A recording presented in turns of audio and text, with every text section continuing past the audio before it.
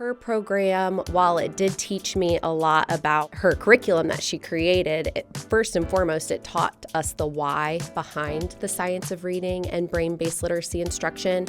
And I just felt convicted, actually, to go back and just say, here's what I'm learning, and here's some things as your instructional coach I was saying before, and here's what I know now. This is the Grace Story Podcast. Today's guests are Dr. Rachael Hoffert and Megan Smith. Together, they have spearheaded the advancement of the Center for Literacy and Learning on the campus of Grace College.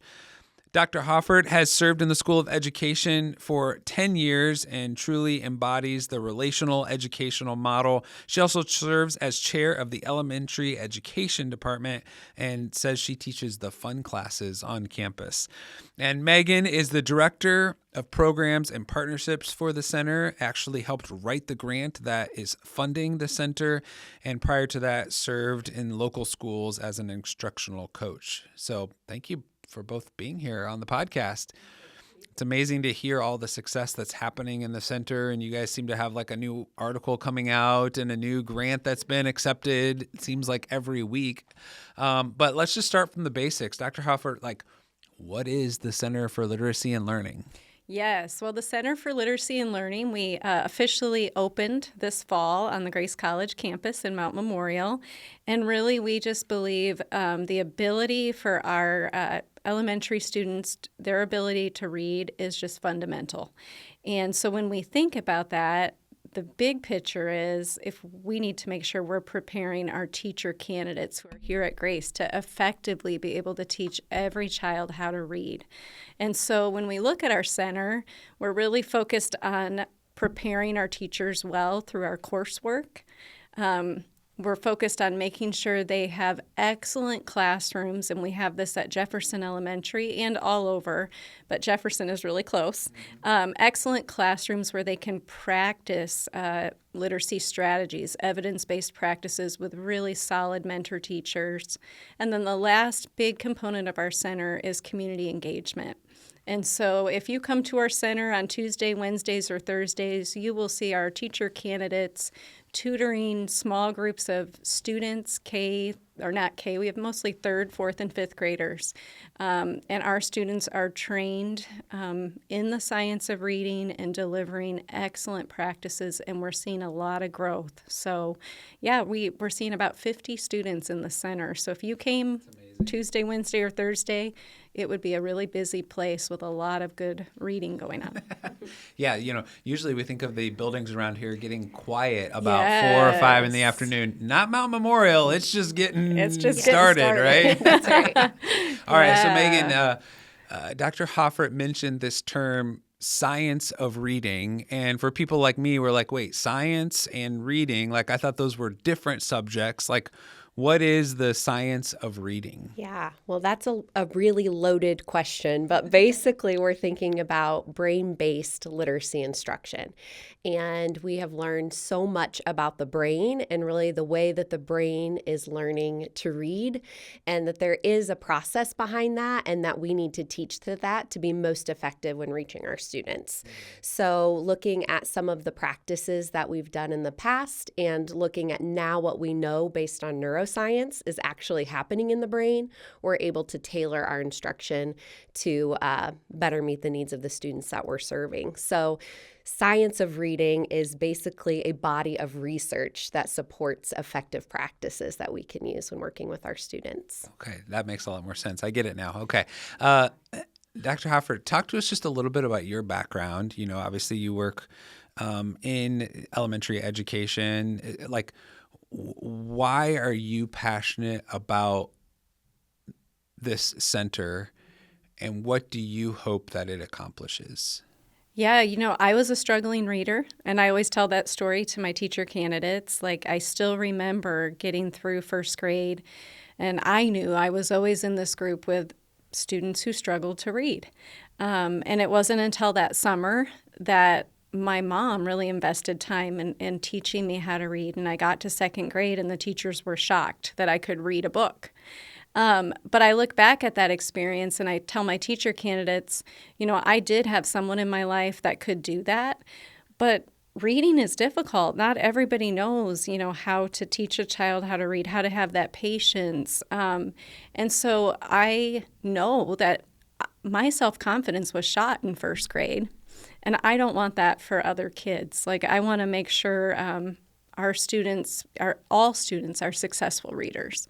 And so how can I do that now? Well, I did that as a teacher. I really dove into reading and then even learned more with the science of reading and added my Dyslexia Specialist and just really looking at those processes that happen in the brain. But now, it is just so important that I teach that well to my teacher candidates and make sure that they have really good understanding so that when they see students in their classroom, like me in that first grade classroom, it's not just kind of give up and walk on by, but knowing that they're equipped to have the strategies to help that student succeed and learn to read. That's what I want to do as a professor.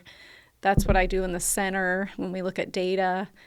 I want every child to walk away and have that self-confidence. Wow. Thanks for sharing the story. I appreciate that. Megan, you actually helped fashion the grant. And was something you jumped into after, being home for a while? Like, what made you passionate to say, okay, this is my next professional endeavor. I'm going to jump into this new thing that didn't exist before and sort of create something out of nothing? Yeah, I think for me, it was that know better, do better. And I had the privilege when I was working at Warsaw Community Schools to go through a program through Dr. Roxy Sporleader, and it was brain-based literacy instruction. And it was because every school district at that time, and still do, need to have a dyslexia specialist on their campus. And so I was given that opportunity at Warsaw to go through her program.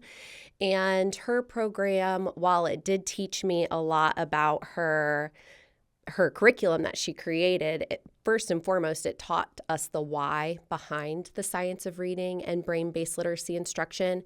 And I just felt convicted, actually, to go back and just say, here's what I'm learning, and here's some things as your instructional coach I was saying before, and here's what I know now. And so I just felt compelled to get back out there and really share the news of what I've been learning and ways that we could better work with our students. So talk through us practically speaking, what happens at 4:00 over in Mount Memorial? Who's showing up, and then what are they doing to learn how to read? Yeah, so as Dr. Hoffert said, we have about 50 students who come in and out of the center. 38 of those are third grade students. And this year, we just really wanted to get things going and step out there and try to make a difference and get our schedule and our tutors. So we reached out to 3 of our local schools, Jefferson Elementary, Washington Elementary, and Lincoln Elementary. And so at 3:45, our tutors put on their big neon vests, and we walk over and we collect Jefferson students and bring them back to Mount Memorial, where they are split up into 2 different groups. And for 30 minutes, they work on a really intense Roxy reading program that is specifically looking at phonemic awareness and phonics. And then that other 30 minutes, they're in what we call the literacy lab. And in that area, they work on vocabulary and comprehension skills to help them be successful in there, using a lot of students from our literacy courses. And so they get that full hour of rich literacy instruction tailored to their specific needs. And then around 4:45, we hear a lot of other feet stomping up the stairs because Lincoln and Washington have been bussed over, and they do the same thing for that next hour. And it's Grace students who are the ones, right, Dr. Hoffert, who are actually have become certified, right, and are doing that. Tell what do the students have? 5 students who went through intense training through Roxy Reading over the summer, and they were then able to obtain their Dyslexia Specialist, not a degree, but kind of an endorsement from the IDOE. So that is really cool. And it's not that the center, we service all kids who have reading needs. Now, we may have some who have been flagged for dyslexia, but there's just so many good strategies in that training that they can use across with whatever child they see.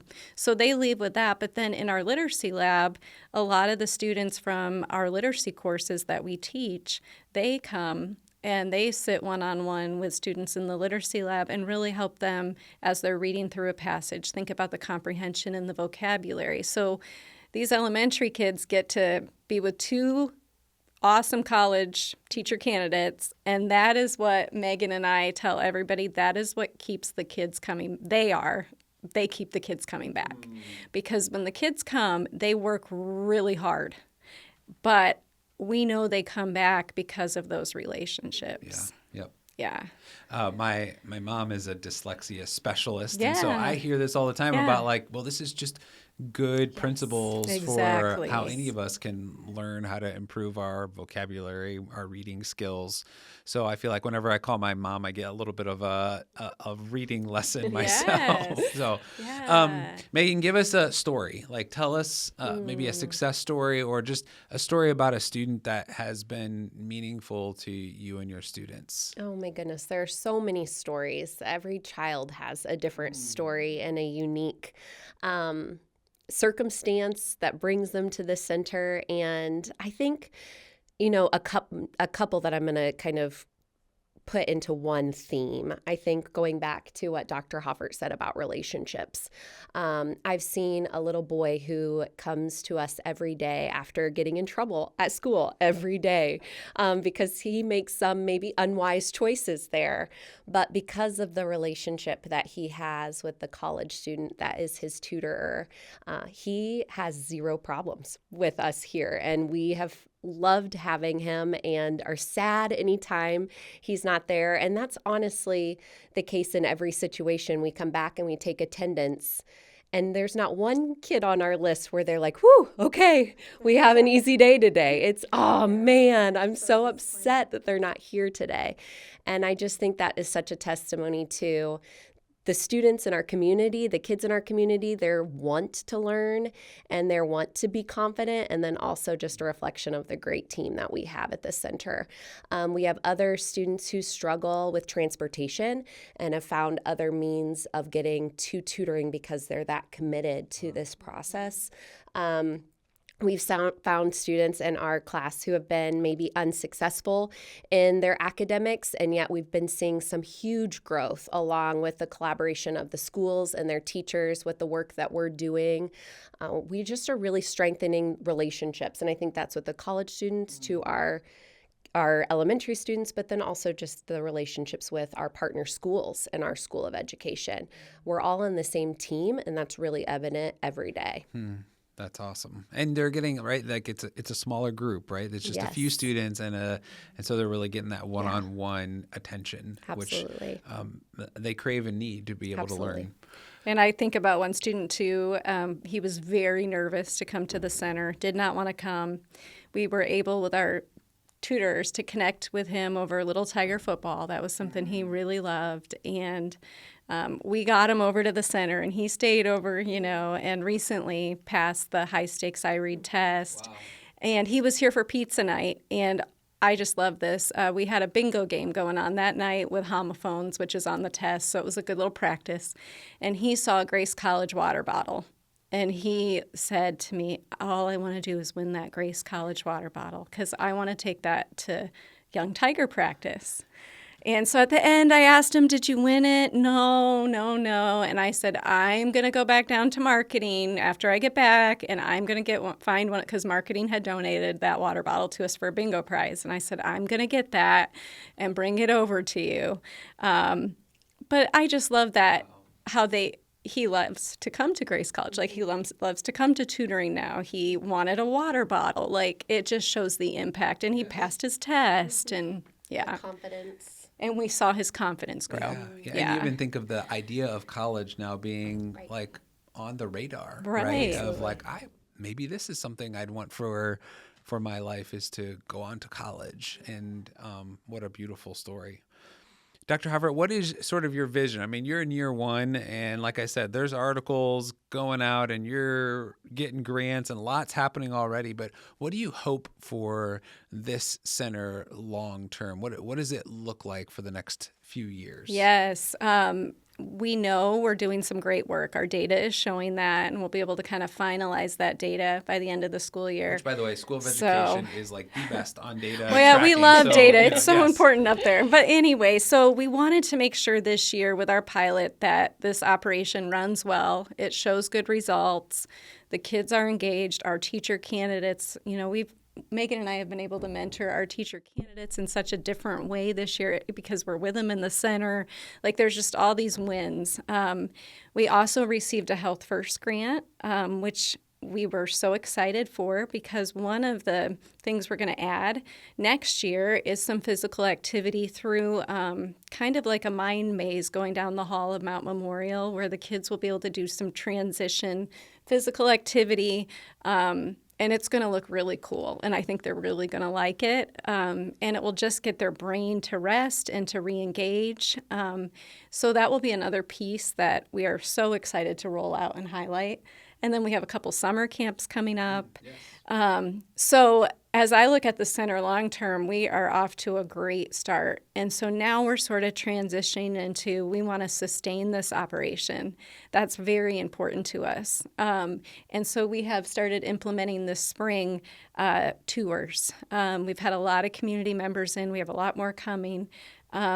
And they come and they tour the center with Megan and I when the kids are there, so they get to see it all in action. They offer advice to us. We have good conversations. And so we're really kind of looking at how do we sustain this so we can see more kids, we can impact more teacher candidates, and we can see more and more kids learn to read well. I mean, that's really our big goal. So.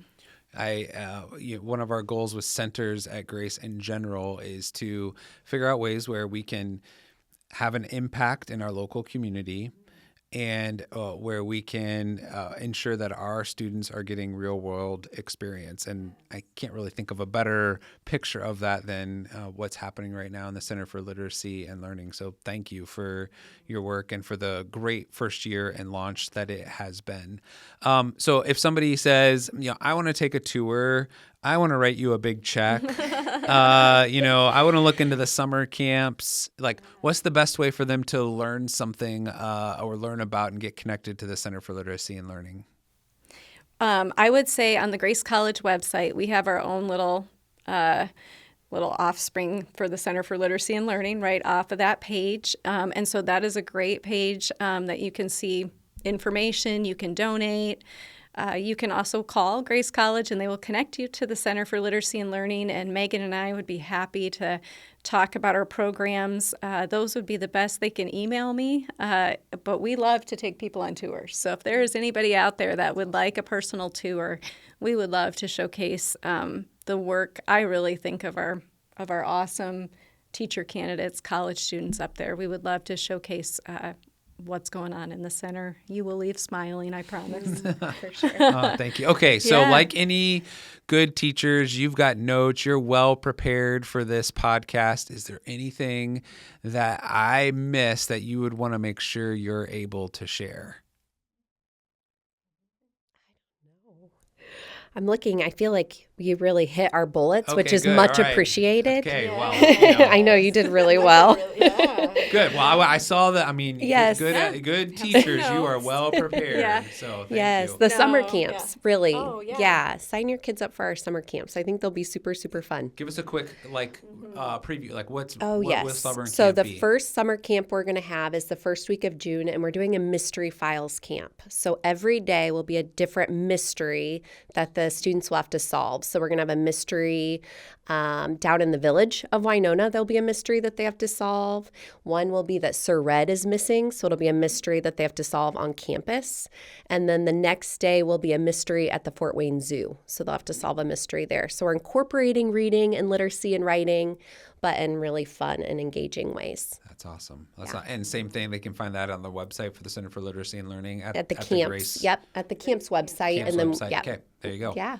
If you Google stuff, you'll find it. Yeah, find us. Yeah, that'll be fun. There should be a Facebook little ad coming out for it soon, too. Yeah. So, yeah. Perfect. Yep. Well, thank you both for coming in and giving us just a little high-level taste of what's happening and the excitement around the center. And thanks for your efforts in making it happen. I know it takes so much work and effort and energy, so thank you. Yes, you're Absolutely. welcome. And thanks to everyone for listening to the Grace Story podcast. Thanks to the marketing team for their work in producing it.